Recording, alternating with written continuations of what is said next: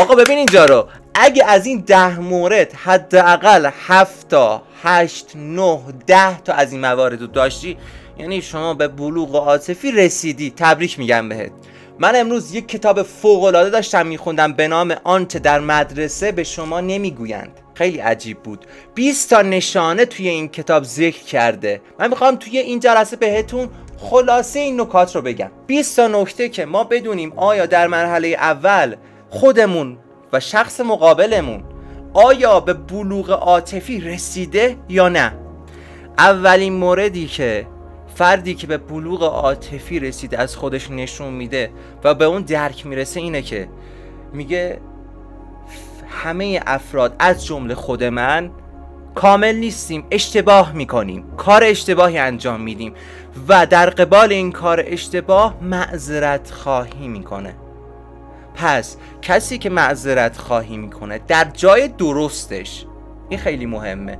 معذرت خواهی های پشت سر هم جایی که اصلا هیچ نیازی هم به معذرت خواهی نیست، این نشان از اعتماد به نفس پایینه. ولی جایی که شما واقعا کار اشتباهی انجام دادید بیاید معذرت خواهی کنید، نشان از بلوغ عاطفی شماست.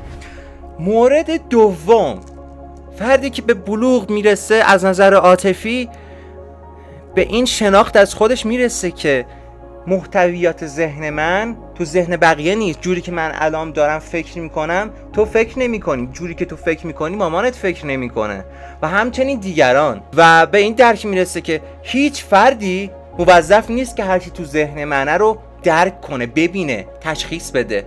من چطور باید اینو ارائه بدم؟ با حرف زدن. پس موردی که نشان دیگر بلوغ عاطفی اینه که حرف زدن رو یاد گرفته فرد مقابل.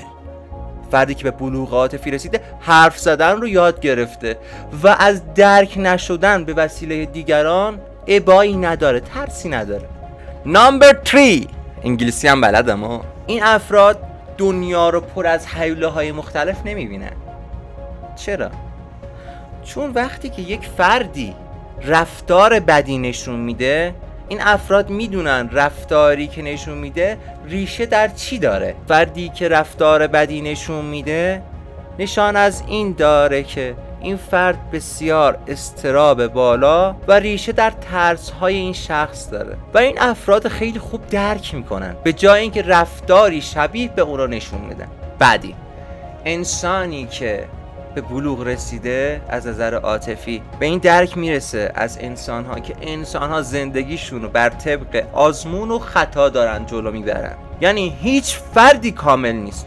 یعنی یک فردی، ما اکثر افرادی که به بلوغ نرسیدن فکر میکنن که فردی که موفق شده از روز اول میدونسته که این جریان، این مسیر موفقیت، رسیدی دست راست میدان مستقیم میری. نه بابا، طرف اول شروع کرده آژانس بوده، تاکسی بوده، بعد رفته مثلا فوتبالیست شده، بعد مثلا فوتبالیست شده دیده این نه من تو اینجا موفق نشدم، اومده رفته بازیگر شده. فکر می‌کردیم مثلا پژما میدونست از اول میخواد بیاد بشه بازیگر.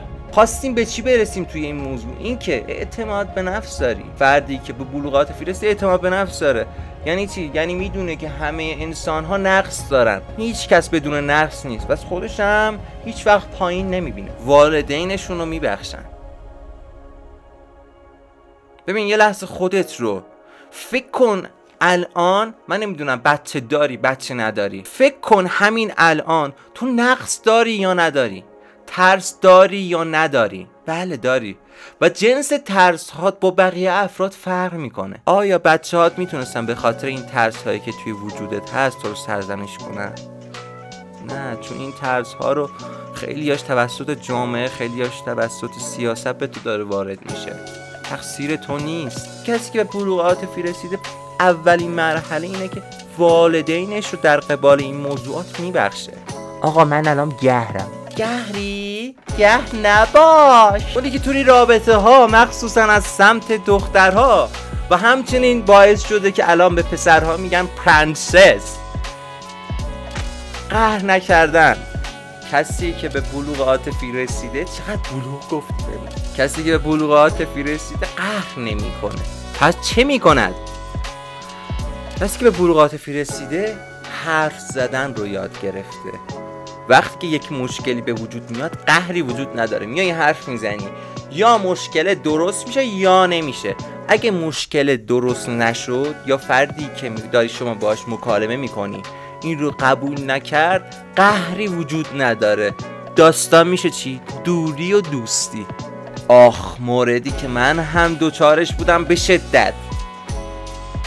توی این ویدیو چندین بار گفتم انسان ها همه نقص دارن. کسی که از نظر عاطفی رشد کرده اینو خیلی خوب درک میکنه. کمالگرایی نداره. چیزی که توی فضای مجازی دارن میکنن تو مخ ما. پسری که پراید داره کنسله، تو نمیدونم بدنت فلان نیست کنسله، شمارت 912. کی گفته؟ همه یه ویترینی دارن تو زندگیشون، این ویترینه رو دارن میذارن تو فضای مجازی. پشت قسمت ناراحت کننده زندگیشون، طلاقشون، فلانشون، کثافت کاریاشون هیچ کس نمیذاره توی فضای مجازی. کمالگرایی بذارید کنار. امیدوارم به اساتید عزیز قانون جذب بر نخوره. همیشه نباید مثبت بود. من قانون جذب تا حدودی قبول دارم، اما این که مثبت فکر کن، همیشه مثبت باش، احساس خوبی داشته باش، مثبت بودن محض هیچگاه کار درستی نیست. فردی که به رشد عاطفی رسیده نیمه خالی لیوان هم میبینه. شمایی که میخوای از شهرتون حرکت کنید به سمت کیش، به سمت تهران، به سمت مشهد، من نمیدونم کجایی، به شهر دیگه، آیا توی مسافرت اینجور فکر میکنی که خب ببین مسافرت اصلا لاستیک یدک لازم نیست که من بردارم، سعی سالم میرسیم دیگه خدا رو شکر؟ آیا اینجوری هستی؟ مثبت نگری این یعنی دیگه، یعنی نیمه خالی رو نبینی. آقا من میگم که ما صحیح سالم مقصد میرسیم، ولی یه لاستیک یدک هم من توی ماشینم میذارم واسه مواقعی که خدای نکرده اگه باد ماشینم پنچری داشت میزنم کنار، لاستیک عوض میکنم. لپ مطلب چی شد؟ افرادی که به رشد عاطفی خوبی رسیدن درسته مثبت نگر هستن، همیشه احساس خوبی دارن، اما خودشون رو واسه اتفاقهای ناجور، ناراحت کننده هم آماده کردن. میگه اگه فلان شد، من میگم که میرم مصاحبه همه سوالات رو درست جواب میدم، ولی اگه یک سوال رو غلط جواب دادم ناراحت نمیشم، فلان میکنم. من میرم مسافرت، اگه لاستیک تایرم پنچر شد ناراحت نمیشم، میذارم کنار، فکرشو کردم درستش میکنم. ملاحظه و جزئیات رو خوب درک میکنه. به این درک خیلی خوب میرسه. میخواد با پارتنرش، پدرش، مادرش، یک شخصی، رئیسش حرف بزنه. احساس اون فرد مقابل رو خیلی خوب درک میکنه. میگه این فرد امروز خیلی خسته است، این مسئله مهم و امروز بهش نمیگم. این فرد الان گرسنه است، بذار غذاشو بخوره بعد باهاش حرف میزنم. موضوع دهی که بهتون گفتم، همه ما انسان ها قلبی داریم که عاشق میشه. فردی که به رشد عاطفی رسیده این قلبش یه دریچه، یه دروازه میذاره واسش، یه کلید هم واسش طراحی میکنه میذاره جیبش. به چه منظور؟ فردی که به رشد عاطفی رسیده این کلیدو به هر بنی بشری نمیده. دید تینیجرها، اینا که نوجوانن، سری مثلا با اون کات میکنه، با اون میریزه رو هم دیگه، با اون به رشد عاطفی نرسیده. این شخص اینطوریه که آقا من همه رو میبینم، افراد جذاب رو میبینم، اینجور نیستم که کول باشم یا سرد شده باشم نسبت به عشق. نه، من میگم که آقا فلان کس اینا تا وقتی که خودشون رو واسه من اثبات نکردن، اینا تا وقتی که آزمون ورود به قلب من رو پاس نکردن، من این کلید قلبم رو به این شخص نمیدم. یعنی شما به شدت واسه قلبتون، ورود افراد به قلبتون فیلتر قائل میشید. آقا ببین اینجا رو، اگه از این 10 مورد حداقل 7 تا 8 9 10 تا از این موارد رو داشتی، یعنی شما به بلوغ عاطفی رسیدی. تبریک میگم بهت.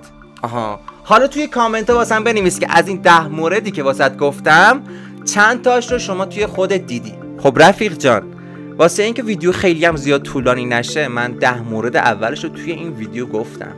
اگه دوست داری ویدیو بعدی موردهای 11 تا 20 درست بشه، لایک رو بکوب حتما، چون که من بدونم که آقا این سبک ویدیوها، این موضوعی که کتابی که من خوندم طرفدار داره، مورد 11 تا 20 هم توی ویدیوی بعدی در خدمتتون هستم. اینجا چنل میلاد لاچینه. توی اینجا ما سعی میکنیم در مورد مواردی صحبت کنیم که خودمون رو بتونیم بهتر بشناسیم، خودمون رو رشد بدیم و بتونیم دیگران، افرادی که میتونیم باهاشون ارتباط برقرار کنیم و به درستی انتخاب کنیم.